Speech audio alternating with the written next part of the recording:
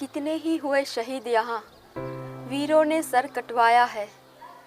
जान से खेले देश की खातिर, घर अपना उजाड़ा है। वह जब आह्वान देश का, शत्रुओं को ललकारा है। दे दी आहुति अपने प्राणों की, जब भारत माँ ने पुकारा है।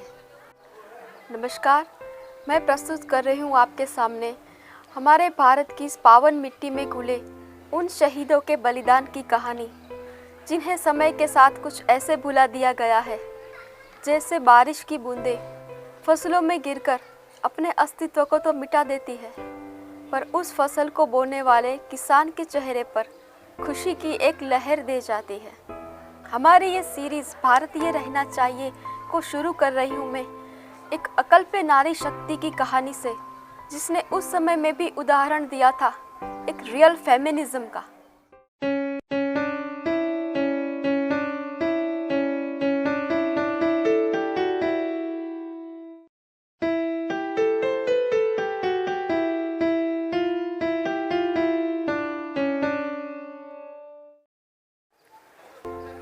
सन 1857 को अंग्रेजों के खिलाफ होने वाला प्रथम भारतीय स्वतंत्रता संग्राम माना जाता है, पर उस संग्राम के भी बीज बोने वाली एक और लड़ाई की कहानी है जो भारत के इतिहास के पन्नों में कहीं दबकर रह गई है।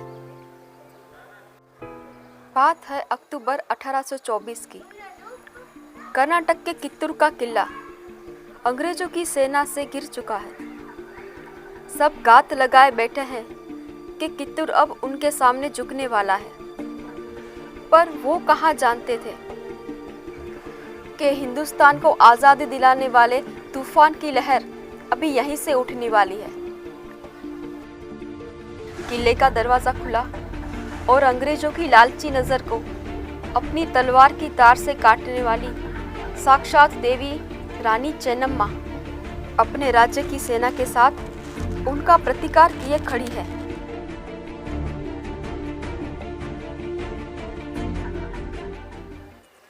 चेन्नम्मा, जिसका अर्थ होता है सुंदर कन्या, पर इस कन्या को तो सुंदरता के नाम के अर्थ को एक नई सीमा तक व्याख्यायित करना था।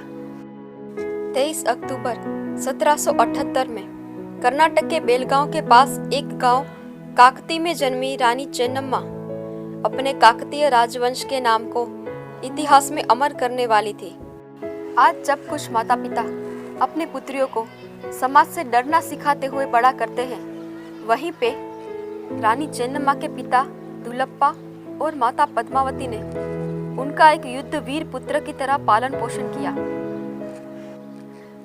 संस्कृत और बहुत सी प्रादेशिक भाषाओं के साथ उन्हें बचपन से ही युद्ध कला की तालीम देकर अस्त्र शस्त्र में पारंगत किया गया था।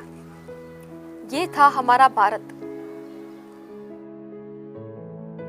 काकती के पास ही कित्तूर का समृद्ध राज्य था। उस समय कित्तूर में देसाई राजवंश का राज था और राजा थे मल्लसर्ज।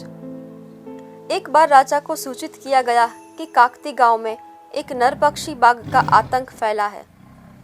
प्रजा की रक्षा हेतु वे काकती गांव गए, बाघ को ढूंढने जाल बिछाया और जैसे ही बाघ की आहट मिली, उन्होंने तुरंत तीर चलाया। पर जब घायल बाघ के पास पहुंचे तो उन्होंने देखा कि बाघ को तो 2 तीर लगे हैं। तब उनकी दृष्टि पड़ी सैनिक की वेशभूषा में खड़ी एक युवती पर, और राजा उस युवती की हिम्मत और सुंदरता पर मोहित हो गए और उनके पिता से उनका हाथ मांग लिया। इस तरह 15 साल की युवती चेन्नम्मा के भाग्य ने उन्हें बना दिया कित्तूर की रानी चेन्नम्मा। समय बीतने लगा।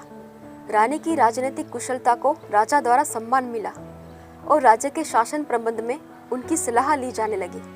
उनका एक बेटा हुआ जिसका नाम रुद्रसर्ज रखा गया। मगर कहते हैं ना, समय और संजोग कहाँ एक समान रहते हैं।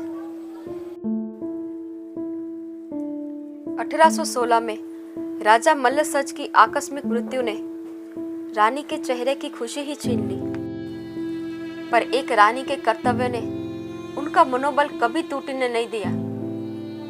कित्तूर की स्वाधीनता का राजा का जो सपना था, उसी को अपना उद्देश्य बना लिया रानी चेन्नम्मा ने। पर बुरे समय का एक और प्रहार हुआ और उनके बेटे की अपमृत्यु हो गई। कित्तूर साम्राज्य का भविष्य अब अंधकार में था। बाज की तरह सब जगह नजर गाड़े हुए अंग्रेजों का ध्यान कित्तूर पर तो था ही। इस घटना का लाभ लेते हुए अंग्रेजों ने कित्तूर की गादी राजपुत्र न होने की स्थिति में अपनी हड़प नीति द्वारा हथियानी चाहिए। परंतु रानी चेन्नम्मा ने राजनैतिक कुशलता दिखाते हुए अपने गोद लिए हुए पुत्र शिवलिंगप्पा को अपना उत्तराधिकारी घोषित कर दिया। हाथ में आता राज्य निकल जाने के गुस्से में अंग्रेज कित्तूर राज्य के दुश्मन बन गए। परंतु अंग्रेजों की इस हड़प नीति से बहुत से रजवाड़े परेशान थे। उन्होंने रानी चेन्नम्मा के नेतृत्व में अंग्रेजों के खिलाफ सर उठा लिया। अक्टूबर 1824 का समय आया। अंग्रेजों ने समझा कि रानी चेन्नम्मा एक अबला नारी की तरह उन्हें राज्य सौंप देगी। अंग्रेजों ने अपनी सेना को लेकर कित्तूर के राज्य को घेर लिया। पर जब किले का दरवाजा खुला तो अंग्रेजों ने सामने अपनी हार देखी। उनकी बुरी आशाओं पर तेजाब छिड़ककर रानी चेन्नम्मा ने युद्ध का आह्वान कर दिया। अपने सबसे विश्वसनीय योद्धा संगोली रायन्ना के साथ मिलकर रानी ने अपनी प्रजा में पहले से ही हिम्मत फूंककर युद्ध में शामिल कर लिया था। भयानक युद्ध हुआ। 400 बंदूकें लिए अंग्रेजों के 20,000 सैनिकों को रानी की बहादुर सेना ने धूल चटा दी।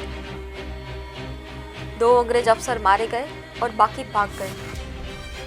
समझौता करके युद्ध को बंद करवाया गया, पर अपने दोगले स्वभाव से मजबूर अंग्रेजों ने करार तोड़ दिया।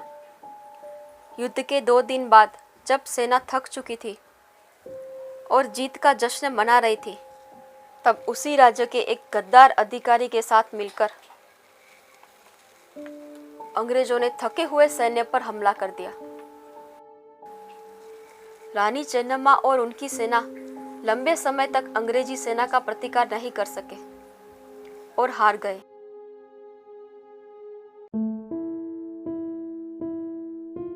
और उनके सहयोगी योद्धाओं को, जिनमें संगोली रायन्ना भी थे, उन्हें मृत्यु दंड दे दिया गया।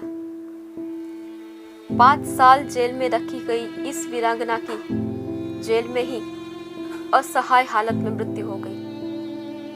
21 फरवरी 1829 को देश ने एक नारी रत्न गुमा दिया।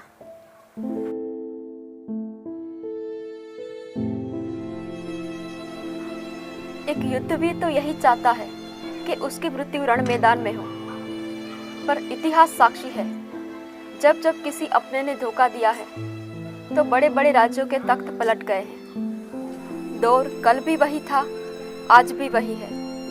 सोचने वाली बात है।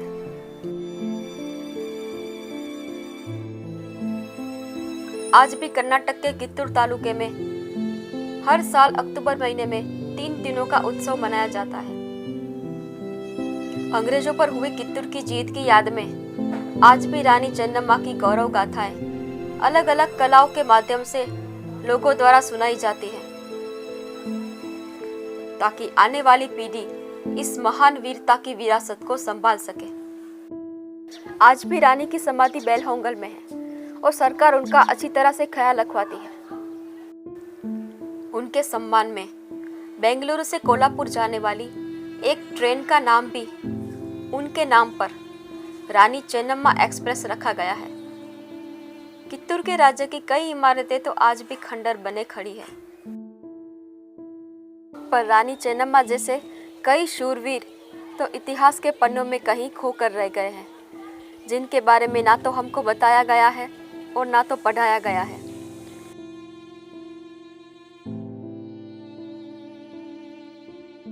जब तक जिंदा थे उनका एक ही सपना रहा है कि मैं रहूं या ना रहूं, भारत ये रहना चाहिए। जय हिंद।